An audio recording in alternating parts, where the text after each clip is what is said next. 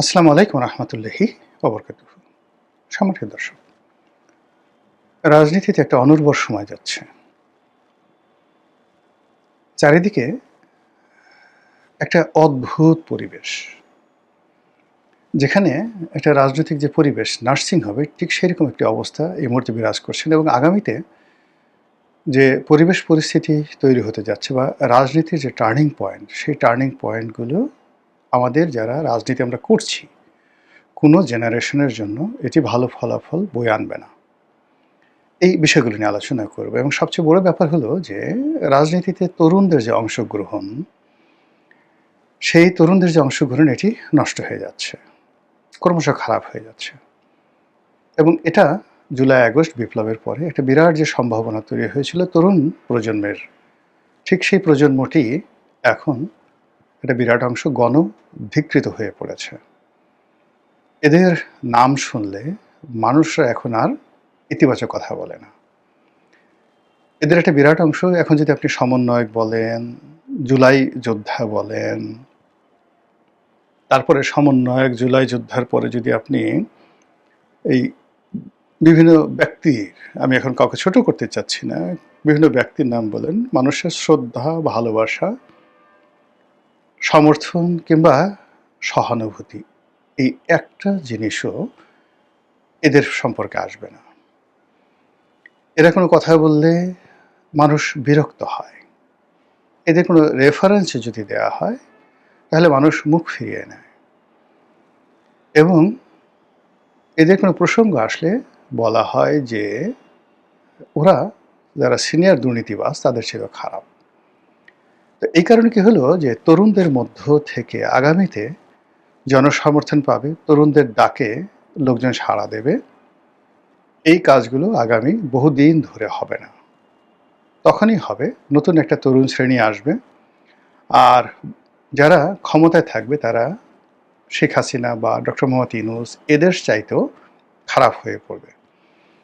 মানুষ যখন হাহাকার করতে থাকবে তখন তরুণদের মধ্যে থেকে আবার যখন কেউ আসবে, জাগো বাহে কণ্ঠে সবাই, তখন এই প্রজন্মকে ভুলে গিয়ে মানুষ সেই ৫২'র সালাম, রফিক, বরকতের কথা চিন্তা করবে। তারা ৬২'র আন্দোলন, ৬৯'এর গণ অভ্যুত্থানে তোফায়েল আহমেদের কথা মনে পড়বে। তারা এরশাদ জামানাতে ঢাকা বিশ্ববিদ্যালয়ের সর্বদলীয় ছাত্র ঐক্যের নেতাদের কথা মনে করবে। কিন্তু এই যে সাম্প্রতিক সময় লেটেস্ট যে গ্রুপটি যাদের নেতৃত্বে শেখ হাসিনার বিরুদ্ধে বিপ্লব হয়েছে, এদের কারো কথা ইতিহাসে লিখিত থাকবে না। কারণটা কি? কারণটা হলো ৬৯'এর গণ অভ্যুত্থানে যারা নেতা ছিলেন তারা পরবর্তীকালে জাসদের মাধ্যমে, ছাত্রলীগের মাধ্যমে, আওয়ামী লীগের মাধ্যমে সামহাউ এখনো পর্যন্ত রাজনীতিতে টিকে আছেন, সাস্টেইন করছেন এবং তাদের একটা গ্রেট ভিক্টোরি আছে। এবং এই যে বর্তমান প্রজন্মে যাদের বিরুদ্ধে দুর্নীতি, অনিয়মের অভিযোগ আছে, এটা ওই জমানাতে হয়তো তাদের দুর্নীতি ছিল, কিন্তু ওই জমানায় সেটা প্রকাশিত হয়নি। দ্বিতীয় হলো যে আরেকটি প্রজন্ম যেটা এরশাদ জমানাতে যারা নেতৃত্বে আসছে তারা যেহেতু সরাসরি ক্ষমতাতে যায়নি, ফলে ওখানে হাতে গোনা কয়েকজনের বিরুদ্ধে দুর্নীতির অভিযোগ এসেছিল যারা পরবর্তীতে বিএনপির রাজনীতির সাথে জড়িত। কিন্তু আওয়ামী লীগের মধ্যে যারা ছিলেন এরশাদ বিরোধী আন্দোলনে, তারা সবাই রাজনীতিতে হিরো হয়েছেন এবং তাদের বিরুদ্ধে দুর্নীতি আসেনি। এটা হলো একদম রিয়ালিটি। তো এই দুটো জমানাতে তরুণ নেতৃত্বের উপর জনগণ নির্ভর করেছিল। একটা হলো ৬৯'এর গণ অভ্যুত্থান, আর একটা হলো যে ৯০'এর গণ অভ্যুত্থান। আর তৃতীয় যে গণ অভ্যুত্থানটা আমাদের দেশে হলো ২০২৪-এ। এইখানে যারা তরুণ প্রজন্মে এসছেন এরা মোরললেস, যারা ফ্রন্ট লাইনে আসছেন সবাই তাদের ফেস হারিয়েছেন। এদের মধ্যে যারা পেছনের সারিতে চলে গেছেন তারা তো সামনে আসতে পারবেনই না, বরং এখন যারা পার্লামেন্টে আছেন, এই পার্লামেন্টে যারা আছেন, এনসিপিতে যারা নেতৃত্বে আছেন, তাদের উপরে ১৮ কোটি মানুষের ৩৬ কোটি চোখ যেভাবে সেট আপ হয়ে আছে, প্রতিটা মুহূর্ত তাদের জীবন দুর্বিষহ হয়ে পড়বে এবং এরা আগামীতে যে চাপের মধ্যে পড়বে সেই চাপ বাংলাদেশের কোনো তরুণ নেতৃত্বের উপর পড়েনি। আর এত চাপ নিয়ে কেউ বাঁচতে পারে না, সাস্টেইন করতে পারে না এবং তারা ভালো কিছু করতে পারে না। এই গেল একটা ঘটনা। দুটো ঘটনা হলো যে ছাত্রলীগের যে সকল নেতৃবৃন্দ ছিলেন তারা পুরোটা মাইনাস হয়ে গেছেন।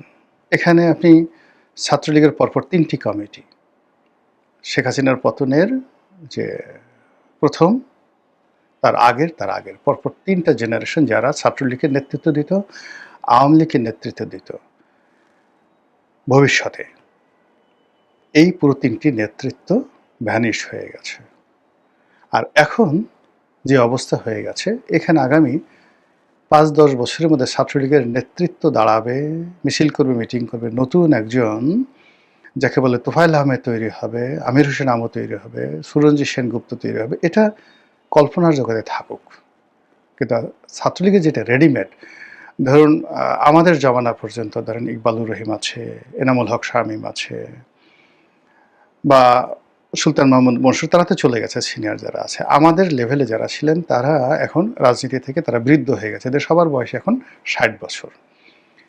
এরপরের যে প্রজন্ম যেটা আছে, ধরেন রাব্বানি থেকে, ডাকসুর যে জিএস হয়েছিল নুরুর সাথে, রাব্বানি থেকে আপনি পরবর্তীতে যারা যারা আসছে ছাত্রলীগের নেতৃত্বে, এরা সবাই যাকে বলা হয় এখন প্রবাসে আছে, এবং এরা ছাত্রলীগের নতুন নেতৃত্বে আসা তাদের জন্য দুরূহ ব্যাপার। আর এর আগে যারা ছিল, নাজমুল ছিল, রোটন ছিল, রিপন ছিল, মানে এরাও এখন বৃদ্ধ হয়ে গেছে। মোরাললেস যে কোনো কারণে হোক তারা ফ্রাস্ট্রেটেড। রিপন যেমন এমপি হয়েছে, রোটন ওরা ব্যবসা বাণিজ্য করে যাকে বলা হয় তারা টার্গেটেড হয়ে গেছে। আর ওই যে আমাদের সাথে যারা ছিল, লিয়াকত শিকদার ছিল, নজরুল ইসলাম বাবু ছিল, আমরা সবাই বৃদ্ধ হয়ে গেছি। ফলে ছাত্রলীগ থেকে নতুন নেতৃত্ব কারা আসবে, কীভাবে আসবে, ইভেন উই ডোন্ট নো, আমরা জানি না। তো গেল ছাত্রলীগ। আচ্ছা, ছাত্র দলের যে গত ১৭ বছরে যেহেতু আওয়ামী লীগ ক্ষমতা ছিল, তারা ছাত্র দলের কোনো নেতৃত্ব দাঁড়া করতে দেয়নি। ফলে সর্বশেষ এখন ধরেন ছাত্রলীগের যে ছাত্র দলের যে সভাপতি রাকিব বা অন্যান্য যারা আছে, এরা এই ক্ষমতায় আসার পরে তারা বুঝতে পারছে না যে তাদের কি করা উচিত। তাদের কি তারেক রহমান সাহেবের গাড়ির পেছনে দৌড়ানো উচিত, তাদেরকে চেয়ারের নিচে বসে থাকা উচিত, বা তারেক রহমান সাহেব যে মঞ্চে বসে আছেন সেই মঞ্চের নিচে তাদের মানে যাকে বলা হয় দাঁড়িয়ে স্লোগান দেওয়া উচিত, নাকি দলকে সুসংগঠিত করা উচিত, তারা এটা বুঝে না। তারা এখনো বুঝতেছে না যে তারা কি শিবিরের সাথে মানে প্রতিযোগিতা করবে, থানায় গিয়ে কর্মীদেরকে ছাড়িয়ে নিয়ে আসবে, নাকি নিজেরা গিয়ে আবার আওয়ামী লীগ জমানার মতো মার খাবে। তারা এইভাবে বুঝতে পারছেন, এবং একই অবস্থা শিবিরের। আর এনসিপির কথা তো বললামই। ফলে এই যে একটা ব্যারেন টাইম, এই ব্যারেন টাইমে তরুণদের কোনো নেতৃত্ব তৈরি হচ্ছে না। অধিকান্ত আপনি এখন রাজনীতির একটা যাকে বলা হয় সাধারণ, মানে অলৌকিক যদি কোনো কিছু না ঘটে, মিরাকেল যদি কোনো কিছু না ঘটে, তাহলে যেটা হবে সেটা হলো যে এখন ছাত্রলীগের, যুবলীগের, যুব দলের, ছাত্র দলের কিংবা অন্য যে কোনো ছাত্র সংগঠনের, তাদের এই বর্তমান ক্ষমতার প্রেক্ষাপটে কাজ করার কোনো রকম সুযোগ নেই। ক্যাম্পাসগুলোতে সরকার বিরোধী মিছিল হবে, মিটিং হবে, এটা এই মুহূর্তে কল্পনাই করা যায় না, কল্পনাই করা যায় না। আর মানুষ এখন হরতালের রাজনীতি, তারপরে শেষে মারামারি, কাটাকাটি, বন্দুকবাজি, গুলাগুলি, এই টোটাল জিনিসগুলো যাকে বলা হয় তারা এখন এটা যাকে বলে কল্পনাই করা যায় না মানুষ। আবার ছাত্র শিবির যেভাবে গুপ্ত রাজনীতি করেছে, ক্যাম্পাস কেন্দ্রিক রাজনীতি করছে, ওটাও এই বর্তমান জমানাতে কেমন যেন একটা কমপ্লেক্সের মধ্যে চলে গেছে। দ্বিতীয়ত হলো যে এখনকার যে রাজনীতির, এটা 90% নির্ভর করছে অর্থনৈতিক সফলতার উপরে। জাস্ট লাইক আমেরিকা, ইউরোপ, একটা সরকার সফল হতে পারবে তার অর্থনৈতিক কর্মকাণ্ডের দ্বারা। আর বিরোধী দল কেবলই মাত্র সরকার ফেল করবে, ফেল করার পরে বিরোধী দলকে সেই সুযোগটা নিতে হবে। এর বাইরে বিরোধী দল রাজপথে দাঁড়িয়ে লড়াই করে, বিপ্লব করে, সরকারের পতন ঘটিয়ে তারপরে ক্ষমতা আসতে পারবে, এটা অসম্ভব ব্যাপার। অধিকাংশ যেটা হচ্ছে যে এখন পুরো বৈশ্বিক অবস্থা, দেশীয় অবস্থা, আঞ্চলিক অবস্থা, তার সঙ্গে সঙ্গে আমাদের যে এখানে জিওপলিটিক্স, সেই জিওপলিটিক্স এর কারণে চীন, আমেরিকা, ভারত, পাকিস্তান যেভাবে বাংলাদেশকে নিয়ে তারা খেলার চেষ্টা করছে এবং করবে, যেভাবে আমরা আমেরিকার সঙ্গে একটা চুক্তিতে আবদ্ধ হয়ে গেছি, এতে করে পুরো ক্ষমতা রাজনীতি এবং বিরোধী দলীয় রাজনীতিটা আনপ্রেডিক্টেবল হয়ে গেছে, অস্থির হয়ে গেছে। এখানে বিদেশিদের কথা মানে অমান্য করে একটা সেকেন্ড এখানে চালানো সম্ভব নয়। বিরোধী দলও টিকতে পারবে না, সরকারও টিকতে পারবে না। একটু পান থেকে চুন খসলে এই যে যেভাবে আপনার পেট্রোল নিয়ে একটা ঘটনা ঘটলো, পুরো সরকারকে অস্থির বানিয়ে ফেলেছে। অথচ পেট্রোলে কোনো সমস্যা ছিল না, ডিজেলের কোনো সমস্যা ছিল না। ঠিক এরকম অনেক ছোট ছোট সমস্যা। হঠাৎ করে দেখা গেল বাজারে চাল পাওয়া যাচ্ছে না, হঠাৎ করে ভোজ্য তেল পাওয়া যাবে না, হঠাৎ করে চিনির অভাব, হঠাৎ করে লবণের অভাব। এই টোটাল জিনিসগুলো শেখ হাসিনার জমানাতে ধীরে ধীরে কৌশলে একটা কর্পোরেট লেভেলে নিয়ে যাওয়া হয়েছে। পুরো ব্যবসা বাণিজ্য সারা বাংলাদেশের যেগুলো মানুষকে মুহূর্তের মধ্যে রাস্তায় নেমে নিয়ে আসবে, যেমন সিএনজি, এলএনজি, এলপিজি, চাল, ডাল, আটা, ময়দা, চিনি, লবণ, ভোজ্য তেল, এই পুরো জিনিসটি বাংলাদেশে 20 থেকে 25টি কর্পোরেট হাউসের হাতে নিয়ে যাওয়া হয়েছে। আর এই কর্পোরেট হাউসগুলো যারা নিয়ন্ত্রণ করেন দেশে এবং দেশের বাইরে, তাদের ইচ্ছার বাইরে, অর্থাৎ বিদেশি তাদের ইচ্ছার বাইরে এবং এই কর্পোরেট হাউসগুলোর ইচ্ছার বাইরে কেউ যেতে পারবে না। আপনি অবাক হয়ে যাবেন যে বাংলাদেশ ইন্টারনেট ব্যবসা, তারপরে শেষে ডিশের ব্যবসা সালমান এফ রহমানের কোম্পানি করছে। ফার্মাসিউটিক্যাল এখন কারা নিয়ন্ত্রণ করছে? বিএনপির লোক? প্রশ্নই আসে না, ওই আওয়ামী লীগের লোকই করছে। তারপর আপনার এলএনজি, এই যে নতুন এলএনজি টার্মিনাল, ওই যে নসরুল হামিদ বিপু, তারা আওয়ামী লীগের সেই লোকজনের সাথে বিএনপির কিছু লোককে তারা নিয়ে দিয়েছে, তারা নিয়ন্ত্রণ করছে। মিডিয়া হাউস কারা নিয়ন্ত্রণ করছে? ব্যাংকগুলো কারা নিয়ন্ত্রণ করছে? বিমা কারা নিয়ন্ত্রণ করছে? ওই এস আলম পরিবারই সবকিছু নিয়ন্ত্রণ করছে টিল নাও। এর বাইরে কোনো কিছু হচ্ছে না।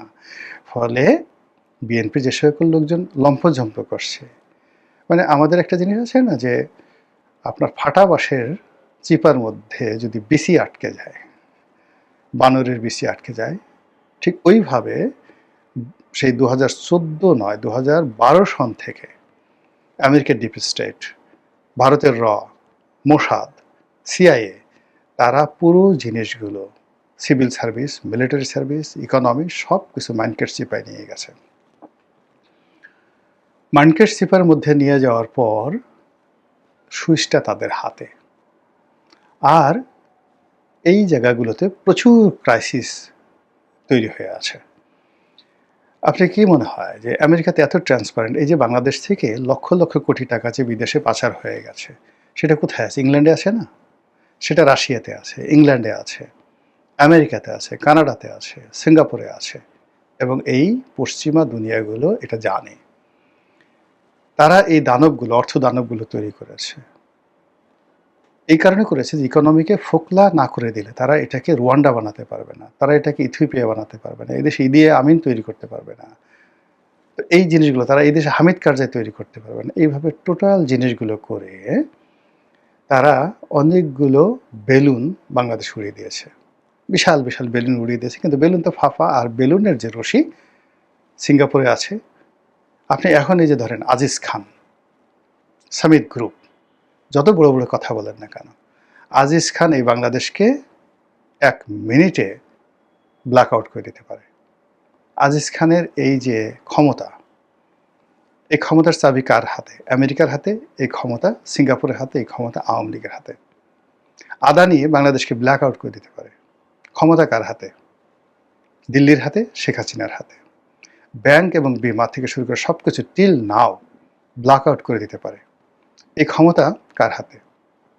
আমি শুধু নাম বললাম না, বাংলাদেশে 20টা গ্রুপ যদি বলেন, এই 20টা গ্রুপ যারা কনজিউমার প্রোডাক্ট যা কিছু করে, এই সব কিছু কার হাতে? পুরো দেশে হাহাকার, চালের অভাব, ডালের অভাব, মানে মানুষ পাগল হয়ে যাবে। এক পেট্রোলের কারণে এই অবস্থা হয়ে গেছে। আজকে শুধুমাত্র এলপিজির সমস্যা হোক, এবং বাজারে লবণ, ব্ল্যাকআউট, লবণ পাওয়া যাচ্ছে না, সরকারকে পাগল বানায় ফেলতে পারে। দেখেন এই সুইচগুলো কারদের হাতে? দেশি বিদেশি শক্তির হাতে। সেই দেশি বিদেশি শক্তি তারা যে ফাইটগুলো করছে, সেই ফাইটের যে জায়গাতে অস্থিরতা থাকবে, অনিশ্চয়তা থাকবে, তারপর শেষে আরও অনেকগুলো সমস্যা থাকবে, কিন্তু রাজনীতির যে সহনশীলতা, রাজনীতির যে উর্বরতা, এগুলো থাকবে না। তার ফলে কি হলো, এই রাজনীতিতে যারা পরিবর্তন আনবে, তরুণ, সেই তরুণদের যে ফার্টাইলিটি, উর্বর ভূমি, সেটা নষ্ট করে দেওয়া হয়েছে। মাতৃগর্ভ, যেটা জরায়ু, যেখানে বাচ্চা তৈরি হয়, সেই জরায়ু যদি নষ্ট করে দেওয়া হয়, মহিলাদের জরায়ু ঠিক আছে, কিন্তু মহিলারা যেটা বাচ্চা পয়দা করবে, ডিম্বাণু, সেই ডিম যদি শেষ করে দেওয়া হয়, একটা মহিলাকে আপনি কোনো অবস্থাতেই, তার জরায়ু আছে, সব কিছু আছে, সেখানে আপনি বাচ্চা পর্দা করতে পারবেন না। পুরুষের যে শুক্রাণু, সেই শুক্রাণু যদি নষ্ট হয়ে যায়, আপনি কি করে বাচ্চা পয়দা করবেন? নারীর সব আছে, অর্থাৎ এখানে গর্ভ আছে, মানে জরায়ু আছে, ডিম্বাণু আছে, কিন্তু পুরুষের শুক্রাণু নেই। ফলে কি হচ্ছে? প্রজন্ম তৈরি হচ্ছে না, রিপ্রোডাক্টিভ হেলথ তৈরি হচ্ছে না। আমাদের অর্থনীতি, দেশ, রাজনীতি যা কিছু আগাবে, যেখানে শুক্রাণু দরকার সেখানে শুক্রাণু বন্ধ করে দেওয়া হয়েছে, যেখানে ডিম্বাণু দরকার সেখানে ডিম্বাণু বন্ধ করে দেওয়া হয়েছে, যেখানে জরায়ু দরকার সেখানে জরায়ু কেটে ফেলে দেওয়া হয়েছে। ফলে রাজনীতি থেকে একটা নতুন প্রজন্ম যে বের হবে, সেটা সম্ভব নয়। যে তরুণরা ভালো করতে পারত, সেই তরুণদের জন্য যে ক্ষেত্রগুলো রয়েছে, সেই ক্ষেত্রগুলো কাট আপ করে দেওয়া হয়েছে। তরুণরা শিখবে আমাদের কাছ থেকে, আমাদের সঙ্গে তরুণের সম্পর্ক নষ্ট করে দেওয়া হয়েছে। আমরা যে তরুণদেরকে একটা ভালো বুদ্ধি দেব, আমাদের সঙ্গে রাজনীতির যে সম্পর্ক থাকবে, সেই রাজনীতির সম্পর্কটা নষ্ট করে দেওয়া হয়েছে। আবার যে রাজনীতি আমাদের দ্বারা এম্পাওয়ার্ড হবে, সেই রাজনীতিকে বলে দেওয়া হয়েছে এদের সঙ্গে কোনো যোগাযোগ নাই। তালিকা করে করে দেওয়া হয়েছে যে এই লোকগুলো ক্ষমতার ধারে কাছে আসতে পারবে না, এই লোকগুলোর মনোনয়ন পাবে না, এই লোকগুলোকে মনোনয়ন দিতে হবে। সেইভাবে 2018 সনে 2014, 2024 এবং 2026 ওইভাবেই মনোনয়ন হয়েছে। যারাদেরকে মনোনয়ন দেওয়া হয়েছে, এদের একটা বিরাট অংশকে আবার প্রমোট করে ক্ষমতার একদম কাছাকাছি 14তে নেওয়া হয়েছে, 18তে নেওয়া হয়েছে। আপনি কি মনে করেন, শেখ হাসিনাকে যারা হেলিকপ্টারে উঠাই দিল, কারা কারা উঠাই দিল বলেন তো? শিরিন শারমিন চৌধুরী উঠাই দেওয়া দেয়নি? আরাফাত, মোহাম্মদ আরাফাত ওখানে ছিল না? একটা লোক ধরা পড়ছে? তারা কোথায় আছে এখন? সেই লোকগুলোই ঘুরে ফিরে দেখেন আওয়ামী লীগের সাথে আছে। আবার তারেক রহমান সাহেব লন্ডনে ছিল, একটা বড় গোয়েন্দা সংস্থার, বিদেশি গোয়েন্দা সংস্থার কর্মকর্তা। তিনি আমাকে বলছেন যে উনার বাসার ভিতরে প্রতি সেকেন্ডে সেকেন্ডে কি হয়, ওই খবর আমার কাছে চলে আসে। সেই লোকগুলোই এখন ক্ষমতার কেন্দ্রে আছে, সেই লোকগুলো ক্ষমতার কেন্দ্রে আছে। তাহলে ওই গোয়েন্দা সংস্থা, যে কথা আমি 2021 সনে শুনেছি, তো সেই গোয়েন্দা সংস্থার ক্ষমতা আরও বাড়ছে, তাদের আধিপত্য আরও বাড়ছে। ফলে এখানে যে বাধাহীন তরুণ সমাজ, যারা কাউকে মানবে না, তছনছ করে দেবে সব কিছু, সেই তরুণরা যেন তৈরি হতে না পারে, তার প্রত্যেকটা রাস্তা বন্ধ করে দেওয়া হয়েছে। এডুকেশন সিস্টেম তছনছ, মেধাবী একটা জাতি তৈরি হবে, পরিশ্রমী একটা জাতি তৈরি হবে, আত্মমর্যাদাশীল মেরুদণ্ড সম্পন্ন একটা জাতি তৈরি হবে। পুরো জায়গাটুকুতেই ওই যে বললাম, শুক্রাণু, ডিম্বাণু, জরায়ু বন্ধ করে দেওয়া হয়েছে। ফলে জাতি গঠন আগামী দিনে খুব দুরূহ একটা বিষয়, অনেকগুলো বছর অপেক্ষা করতে হবে। প্রস্তুত আছেন? মহান আল্লাহ আমাদের সবাইকে হেদায়েত দান করুন এবং হেফাজত করুন। আসসালামু আলাইকুম ওয়া রাহমাতুল্লাহি ওয়া বারাকাতুহু।